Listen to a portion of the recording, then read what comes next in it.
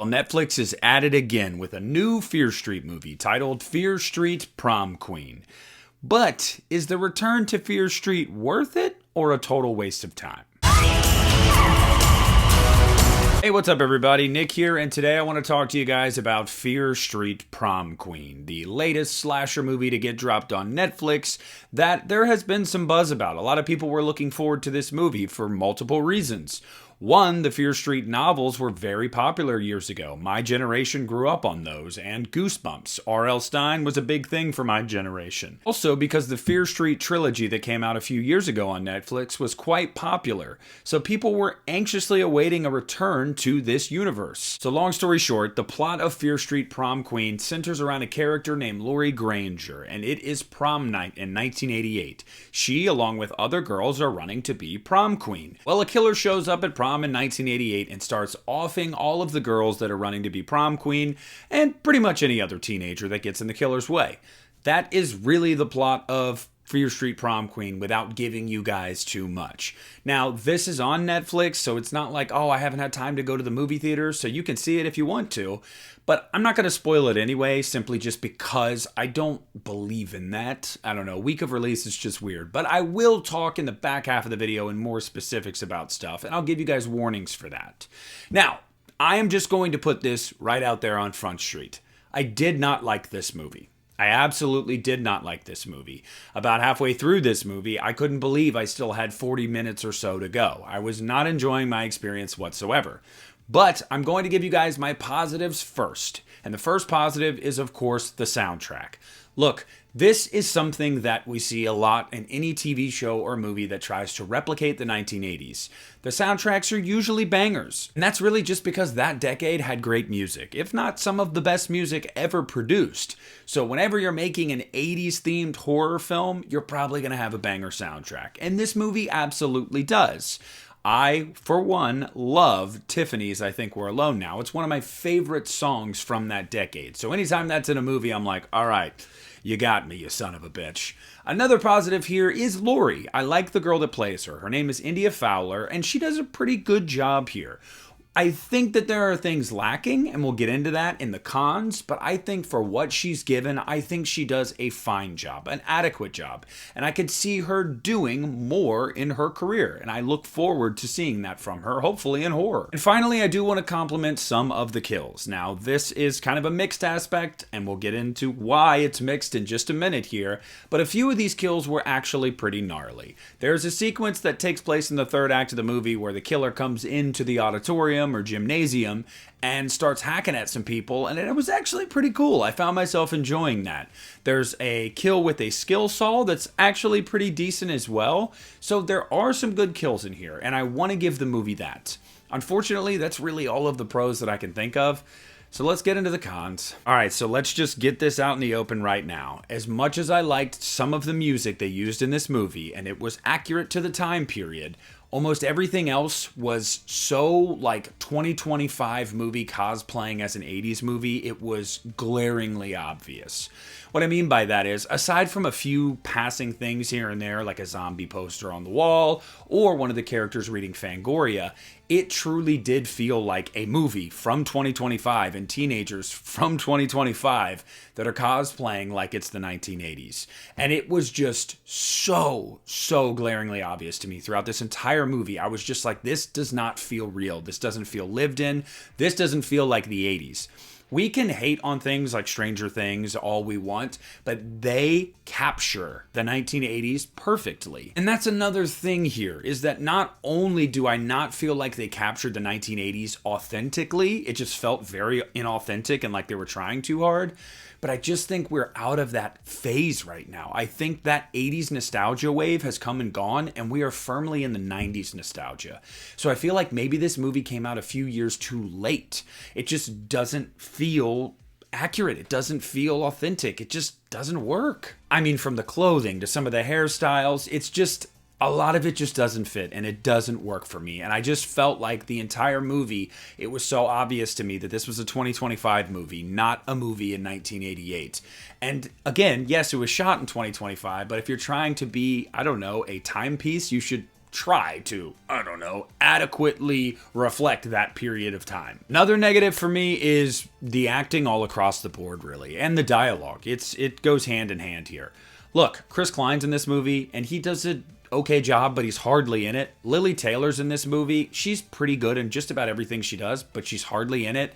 There are people that know how to act in this movie, yet I feel like everybody, aside from Laurie, and even then, she's not given a lot dialogue-wise that really makes you go, wow, she's really a powerhouse. They're just not real performances. They feel very wooden. They feel very lifeless. It just seems like whatever was on the page and whatever direction they were given was severely lacking. And that's me being kind, because the other alternative is that they just can't act. And with some of these people, I know that's not the case. So I don't understand where the disconnect here is, but I found the dialogue at times to be downright cringy. I found some of the actions from the characters, the interactions, to be cringe as hell at multiple points. This seems like it was made for teenagers, and I'm just not that target demo. But even then, I just don't think it's real. I don't think it feels real at all. I think they're trying really, really hard, and it's just not at all accurate. Another negative for me is the overuse of CGI at times. And you guys have heard me say this about horror movies before, and I'm really a stickler for this. Now, some people could make the argument, like in a franchise like Final Destination, well, hey, it's kind of silly and over the top, so it works for that. And I'll hear that argument, and I'll cede that ground to you and say, okay, you know what, you're right. Here, though, no. I don't really see why it needed to be that. I don't see why they couldn't have done practical. This is a throwback slasher movie, right? Well, let's do practical here. And that was one of the issues I had with the original trilogy of Fear Street movies, is that I personally felt like at times the CGI kills, specifically in the second one, were just so over the top. Now, there's moments in here where they do use practical effects, and you can tell, and it's good.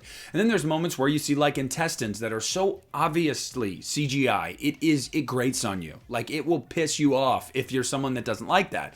I saw it immediately and I was like, really? Like, we couldn't just hold intestines here and like get some fake blood and stuff and then just like drop them. Like, we couldn't do that. We had to do CGI here. Again, sometimes CGI just for CGI's sake is truly taking away from some of the visceral terror that comes with murders in movies. And when it all becomes computer generated, or mostly computer generated, I just don't give a shit. And really, on that same note, I think that the kills in this movie lacked any suspense at all. There were moments that were almost supposed to be like mild chase sequences where like the killer's right there, they stab him, and it's like, oh no, please don't kill me. And there's supposed to be this crescendo, and it's just not there. Like, it feels very lifeless. I'm sitting there and I'm like, I feel nothing at all. And that's a problem. That's a really big problem, because there has to be some kind of fear. There has to be some kind of tension. And it's just not there in these kill scenes. It's just not there. It doesn't feel terrifying at all. It doesn't feel suspenseful. And that's a problem.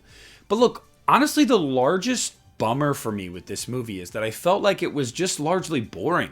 I couldn't get invested in the characters. I couldn't get invested in the killer or killers or the plot or whatever it is, because I simply just didn't care. Like, when you're going through a movie and you just have no emotional attachment to anything, that's probably the worst thing that can happen, because you're just kind of bored. You're kind of checked out and you're just waiting for the movie to reach its climax. And I'm also going to say, and this might be a mild spoiler here, so if you haven't seen it and you don't want a mild spoiler, click off, but I still don't think it's really all that much of a spoiler at all. I grow tired of the Scream formula in all of these slasher movies at this point. Please stop doing it. Look, I grow tired of it sometimes with Scream. They don't always land it with Scream. Look at Scream 6. I loved that movie. I did not like that reveal, really. I didn't care. These movies doing this nowadays, Heart Eyes, Fear Street, stop with the reveal. Oh, I bet you didn't see this coming. Stop with the accomplice, the sidekick, the backstory. It's all this tangled web, and we're going to give a long monologue before we kill you. Please, for the love of God, stop. Even when you get the explanation and the reveal at the end of the movie, it is not at all surprising. Like, at all. Like, I was not surprised one bit. So, like, I mean, if you're going to try to crib off of Scream, can you at least do it well, like most of the Scream movies do? When you're trying to crib off of something and you're doing it poorly, it's just like, no, can we just not? Can we be done here?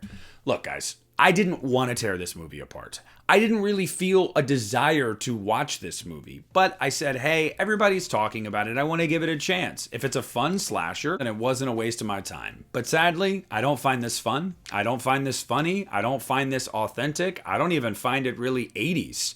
I don't think anything about this movie really works. So while I understand that some people really dug this movie, and I understand that a lot of people said, oh, it was just dumb fun. I get that, but I just can't go that far. I really did not enjoy this movie at all. And if they do a follow-up to this movie, I probably won't be checking it out.